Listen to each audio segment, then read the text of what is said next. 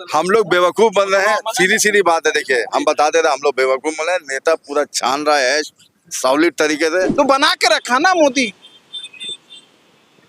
तो बना के रखा है ताकि ये देश विकसित नहीं हो, तुम लोग भूखा नंगा रहो। 70 साल राज किया Congress.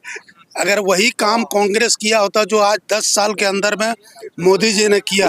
The people are fools and they are going to remain fools throughout the country, throughout the era. अब जो भी आएगा इलेक्ट्रिकल पार्टी, जो भी पॉलिटिकल पार्टी आती है, वादा वादा वादा। फ्री राशन, हमको फ्री राशन नहीं चाहिए, हमको फ्री एजुकेशन चाहिए, फ्री मेडिकल चाहिए, रोजगार चाहिए। हमको आप काम दे दीजिए, हम सब कुछ कर लेंगे। राहुल गांधी कैसे सक्षम है, पढ़ा लिखा व्यक्ति है, गांधी फैमिली से बिलोंग करता है, तो फिर क्यों उसका योगदान है। क्यों कहा जा रहा है कांग्रेस नेतृत्व विहीन हो गई है? गलत, सब अफवाह, गोदी मीडिया उड़ा रहा है। जो गोदी भक्त है ना, गोदी मीडिया, वही लोग ऐसा बोल रहे हैं। 10 सालों में क्या विकास देखा है? कोई नहीं, कुछ नहीं, सिर्फ बोलते जुमला। हैं कि 70 सालों में जो नहीं वो 10 साल में हो गया। तो 10 साल में तो अब वो दिन आ गया कि अब कुछ दिन के बाद पहाड़ उहाड़ जंगल गुफा में रहना पड़ेगा। क्यों? हाँ? कहाँ है विकास? पैसे ही नहीं किसी के पास। जो 5वीं अर्थव्यवस्था की बात कर रही है सरकार, पैसा है ही नहीं, कोई अर्थव्यवस्था में जीरो हो गया हर कंट्री से। हम लोग का तो वही है कि मोदी जहाँ पे अपने पक्का जीत जाएंगे। हम लोग उम्मीदवार वही है, मोदी साहब। ये तो बोलने वाली बात है खाली, समझाने ऐसा कोई बात नहीं है। लोकतंत्र में अच्छा स्ट्रांग है भी हम लोग। घर में एक बाप है, उसका विरोध सब करता है। हाँ। ये तो देश है। घर में 4 मेंबर है, 4 मेंबर ही नहीं सपोर्ट करता है। देश चलाना आसान नहीं। प्रधानमंत्री की रेस में कौन जीतेगा? वो तो सबको पता है कौन है, एक ही है प्रधानमंत्री। प्रधानमंत्री एक ही है। एक ही तो कैंडिडेट है ना, और कैंडिडेट कहाँ पे है? एक ही कैंडिडेट है, मतलब कौन बनते हैं प्रधानमंत्री? कौन बनता? कौन? बीजेपी का तो एक ही कैंडिडेट है।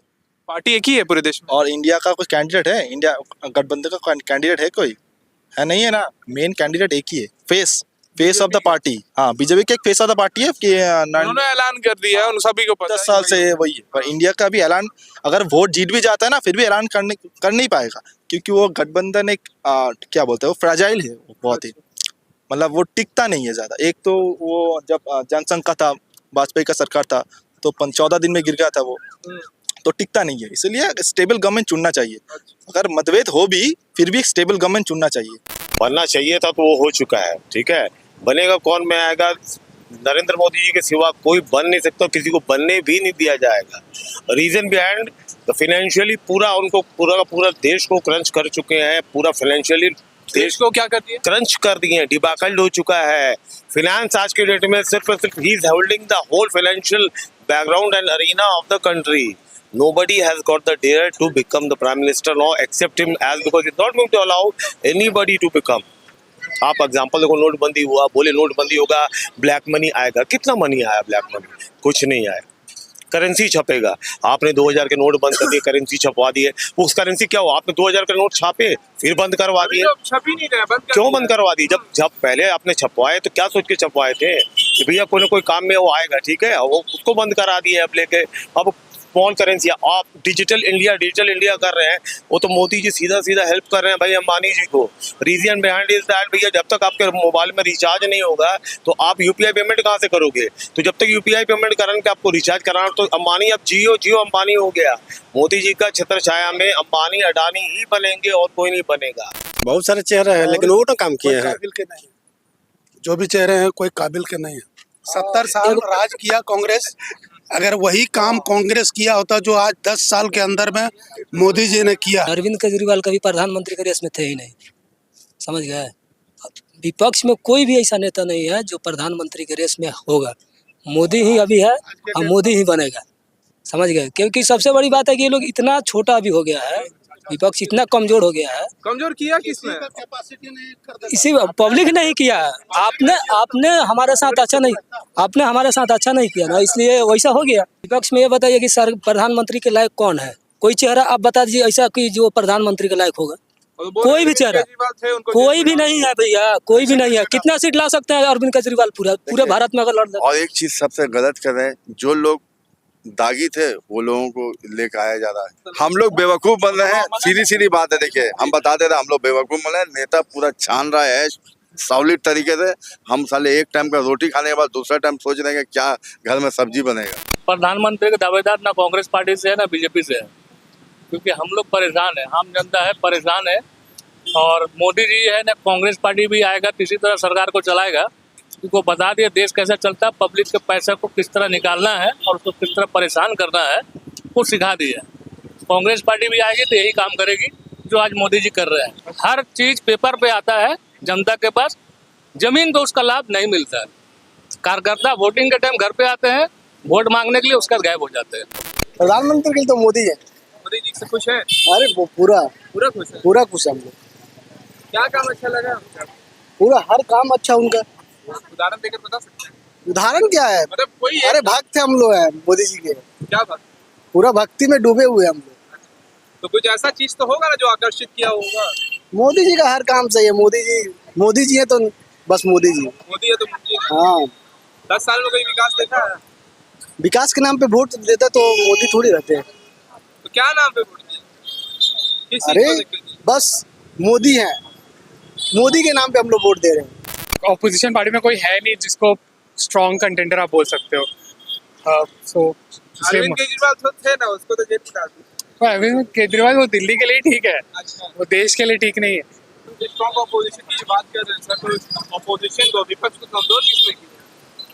उन्होंने खुद ने किया है। वो वो तो अगर बोल रहे हैं बीजेपी ने, मतलब कि ललचा के अपने तरफ हमारे साथ। अगर वो 70 साल से अगर कर रहे होते तो वोट मिलता उनको, तो 70 साल से नहीं किया तो इसलिए ना लोग ने उनको बीजेपी को वोट दिया। हाँ। तो ये चीज उनको भी समझना चाहिए, अगर उन्होंने किया होता तो लोग वोट देते। The people are fools and they are going to remain fools throughout the country, throughout the era.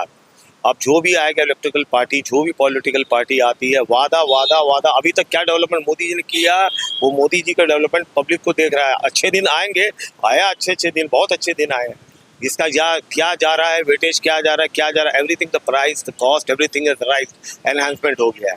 What about income sir? हाँ, the per capita income has rose and per capita income बढ़ी है? Yes. आप पहले का बात, आज भी date में भी आदमी सरवाइव कर रहा है। रीजन बिहाइंड कि बहुत सारा प्रोजेक्शंस, बहुत सारा चीज जो है उन्होंने डेवलप करके दिया, लेकिन utilization to the lowest factor नहीं हो पा रहा है। आप बोला ना कि भ्रष्टाचार हो रहा है। टीएन सेशन आने का पहले चुनाव आयोग को कोई जानता नहीं था, लेकिन टीएन सेशन जो ग्राफ बना गया, अब उसी ग्राफ पर चल रहा तो इलेक्शन में बढ़िया हो रहा। आज ईडी को जाग गया, ईडी के बारे को जानता नहीं था, पहले सीबीआई तक समझता। अब ईडी को हर व्यक्ति जान रहा, ईडी डिपार्टमेंट में जाग गया। कल ना हो सरकार का भी किसका है किसका नहीं, लेकिन जब सरकार पलटी होगा तो आज जो पक्ष में है विपक्ष में है सब एक दूसरे का यूज करेगा। तो मैंने हम लोग का देश का अभी यूज हो रहा है ईडी का एकदम पूरा यूज हो रहा, आगे भी मैंने खुल गया वो यूज फ्री हैंड हो गया। कल को अगर विपक्ष भी ईडी का यूज करेगा, करना चाहिए उसको, क्योंकि जितना भ्रष्ट जो भाजपा में चले गया है, वो तो गंदे काम छोड़ देते हैं। बीजेपी वाले बोल रहे एक तरफ आ जाते हैं। सारा तो कांग्रेस और अन्य दल का आदमी लोग लेकर के बैठा हुआ है। बोल तो रहे जब हम लोग कांग्रेस में था हेमंता विश्वकर्मा, उसका ऊपर लगा। हाँ? आज वो बीजेपी में आने के बाद लोग गंदे काम छोड़ देते हैं। हाँ तो वॉशिंग मशीन है ना, मतलब दूसरे दल में रहो तो गंदा काम कर लो, कांग्रेस में से निकल जाओ, भाजपा में चल जाओ, वॉशिंग मशीन से शुद्ध हो जाओ, एकदम चमक जाओ, रिन सुपर रिन की तरह, सर्फ एक्सल का तरह। ईडी तो गिरफ्तार कर लिया, लेकिन भाई सबूत कहाँ है उसके खिलाफ? कुछ भी तो नहीं है। पीएमएलए जो एक्ट है, प्रिवेंशन ऑफ मनी लॉन्ड्रिंग, 2018 में बना, वो तो अपना करतूत से बना दिया है, अपना पावर से बना दिया, ताकि जब तक सबूत मिले नहीं और वो यूनिसेंट बरी नहीं हो जाए तब तक कोर्ट उसको बरी नहीं करेगा। ईवीएम से ही तो जीतते आ रहा है। ईवीएम से तो ईवीएम के जरिए तो इलेक्शन पंजाब में भी होते हैं, हिमाचल में भी होते हैं, कर्नाटका में भी होते हैं। भाई ऐसा नहीं ना कि 543 सीट है, लोकसभा की बात कर रहे हैं। 543 सीट अगर पूरा ईवीएम से अपना कर लिया तो बवाल मच जाएगा पूरा देश। कुछ ना कुछ तो राज्य छोड़ना पड़ेगा ना भाई, ताकि जनता को लगे कि हाँ भाई ये राज्य को हम छोड़ दिए हैं, वहाँ जीत गया कांग्रेस, जीत गया अन्य पार्टी जीत गया है, बाकी तो अपना है। इलेक्ट्रिकल जो वोटिंग होता है, इलेक्ट्रल वोटिंग मशीन जो होता है, that can be tempered. And इसमें अगर बोलेंगे आपकी श्योरिटी 100% जो होता है परफेक्शन में होता है, तो that can't be as because that too can be tempered. और यही होगा क्योंकि जब इनका राज है, हर जगह इनका होल्ड है, तो वो आप ट्रांसपेरेंसी एक्सपेक्ट करो कि होगा, that can't be possible. Modi सरकार का जो गवर्नमेंट है, उनका जो गवर्नमेंट इतना जितना मतलब इससे पहले हुआ था, इतना ये हमारा जो 10 इयर्स में इतना इम्प्रूवमेंट नहीं है, मतलब कुछ सैलरी को लेकर। जैसे 6 हम पे कमीशन की बात करें, 6th पे कमीशन है, अभी 7th पे कमीशन चल रहा है, तो 6th पे कमीशन में जितना इम्प्रूवमेंट हुआ था, 7th पे कमीशन में इतना इम्प्रूवमेंट नहीं है। अग्निवीर योजना मुझे तो इतना डिटेल्स में मालूम नहीं है उसका जो पॉलिसी क्या है, और वो मुझे लग रहा है कि शायद एक्सपेरिमेंटल स्टेज में है, और डन कर दिया। वो तो डन है, अब अभी रिक्रूटमेंट भी हो गया, भर्ती भी हो गए हैं, तो मेरे हिसाब से इतना सही नहीं है। तो अग्निवीर में 4 लोग जो है ना, जैसे मैं हूँ, फौज के लिए ट्राई करूंगा, तो 4 साल के लिए ट्राई करने के लिए वो थोड़ा डीमोटिवेट करता है। तो 2011 में किसी वर्कर का पेमेंट जानते थे कितने मिलता था? किसी कंपनी में, प्राइवेट कंपनी में जाने के बाद लेबर पेमेंट था मात्र 5,000 रुपया। आज के डेट में जाइए कहीं भी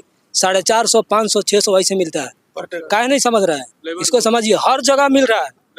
अब आप घर में बैठा रहिएगा, घर में बैठा रहेगा और कहिएगा कि हमको रोजगार मिलेगा, तो मिलेगा? जो पढ़े लिखे घर के बच्चे आज सब कंप्लीट करके एजुकेशन फ्री हो चुके हैं, उनसे पूछो तो क्या कर रहे हैं।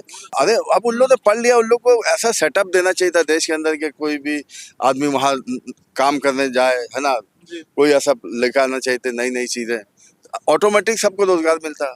पहले घाटशिला, मूसाबनी सब जगह से लेबर आ जाता था सुबह सुबह, अभी घर में मिल रहा है, चावल कौन जाएगा खाने? आज हमको तीनों टाइम का खाना दिया ना। महंगाई जो तेल लॉकडाउन से पहले 55 रुपए 60 रुपए में खाता था, आज 150-200 रुपए में है।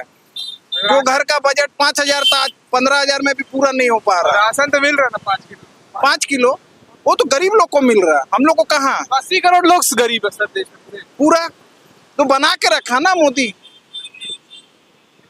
तो बना के रखा है ताकि ये देश विकसित नहीं हो, तुम लोग भूखा नंगा रहो, और हम वाई लेंगे कि भाई 80 करोड़ आदमी लोग को हम खिला रहे हैं खाना बैठा करके। Free ration? हमको फ्री राशन नहीं चाहिए, हमको फ्री एजुकेशन चाहिए, फ्री मेडिकल चाहिए, रोजगार चाहिए। हमको आप काम दे दीजिए, हम सब कुछ कर लेंगे। अगर मेरे पास रोजगार रहेगा तो हम सब काम आराम से कर सकते हैं। ये स्टार्टिंग से ये देश में चला है रोजगार की समस्या, लेकिन हाँ, ये अभी जो है पूरा बढ़ते चला जा रहा है, और ये बहुत बड़ा माने विस्फोट होगा, बेरोजगार बहुत बड़ा विस्फोट होगा आने वाले समय में। और जनसंख्या विस्फोट जो हो चुका है वो तो होगा ही। क्या चीन में जनसंख्या नहीं है? उसको फेल कर दिए। चीन में जनसंख्या नहीं है, लेकिन आगे निकल गया है भारत। चीन के तुलना अगर हम ले ले अपने आप को, तो हम बहुत उससे पिछड़ चुके हैं, बहुत उससे पिछड़।